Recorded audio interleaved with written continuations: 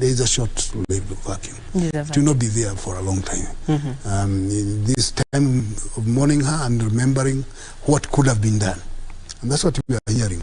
What could have been done. Yes, what could have been done. And was not done. So what is it that can be done to rectify that? The elders there saying some things which are very nice, but they're not going to happen. They're not going to happen. No. Why do you believe it's not going to happen? But let's give you a moment to breathe and tell us exactly where you don't think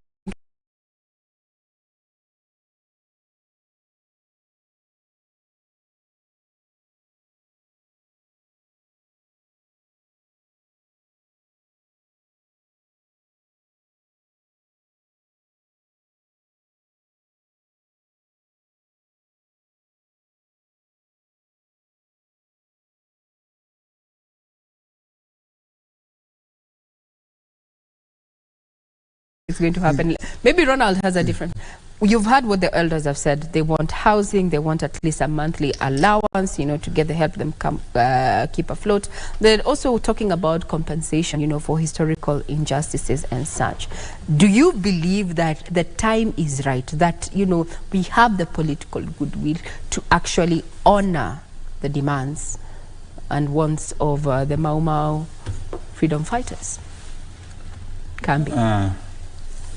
I make beseech our politicians, and most importantly, I make beseech our parliamentarians.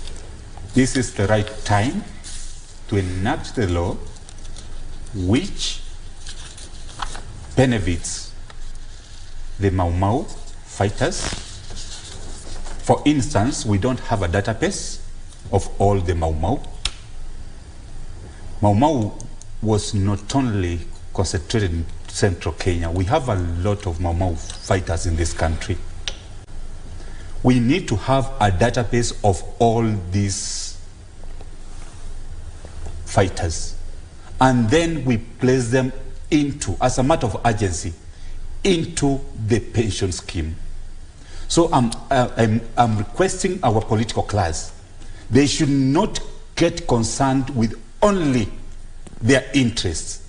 There is no law. We don't have a law which protects these freedom fighters. That's where we have a problem. Everything must be anchored in the law.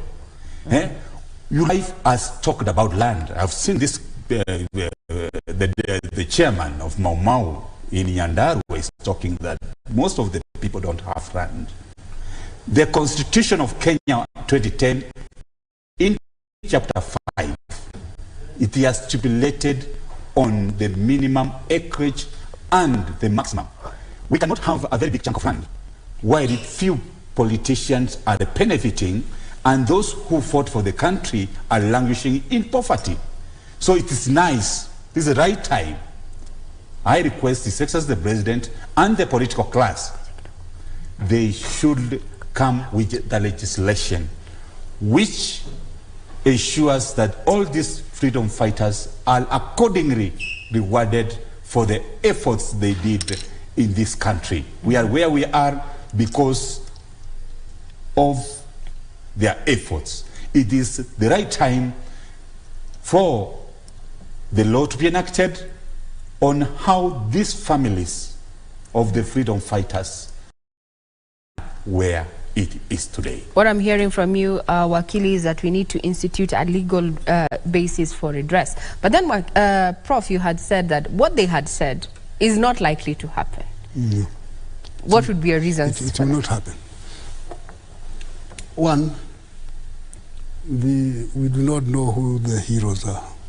Okay, lack of a database and to verify who the heroes are. And what happened at independence? The home guards became freedom fighters. They are the ones who are rewarded. So you have confusion as to who is who. Yeah? A lot of the information was carted away. The British destroyed information and migrated some documents to England and destroyed others, actively destroyed others. We had a DC, another who admit one of the instructions he got, destroy documents. So if you are looking for the data, it's not there. Then we also look at the Mzee was saying, give us houses. You look at it, it's a good thing. From where? Good question. But I would want to be the devil's advocate. Give us money. The country is broke. From where? Okay, so it's good to say these are nice sentiments and should be considered.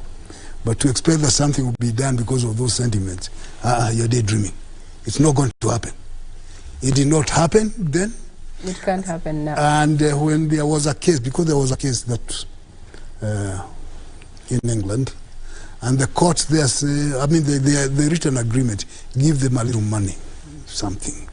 Not to admit guilt, but understanding, yes, yeah. Money. And then we have a debate as to who got that money. They are accusing each other. Yes. And that the real people did not get, but some jokers got. Now, how do you tell which one is the joke and which one is the real? When Kibaki became, I think Kibaki, there was a commission that went around, led by Vincent Simiwe, to look for heroes. It went around the country looking for heroes and came up with some documents saying, yeah, there are heroes almost everywhere. And so it is something that is worth discussing. It is expecting too much to think that those demands will be met. They will not be met. They will not be met. They will not be. And you know, I like telling people that straight, and the Mau people listening to me, you know it. You didn't get it before when there was chance. It is unlikely, but there will be a lot of talk. Good politicians will talk about it. So the question that comes in there, then what? Good question. Then so what? Be ready to continue persevering. Be ready to, oh God, I don't think that's a good message. But then let your children know that it was not. I got involved in this thing and talking to these people. The question that comes eventually, was it worth it? You got nothing. You can see the area where you are living in squalor conditions. Was it worth it? Just look at yourself. Was it worth it? Good question. And they all say yes. Was it worth it? Yes. That's what they all say. Yes. Again, whether they get something or not is not the issue. But it was worth it. It was worth it. And that's a good, satisfying answer. They feel comfortable about it. Yeah. I expect that maybe in this place there are some people who should be there. I doubt whether they'll be there.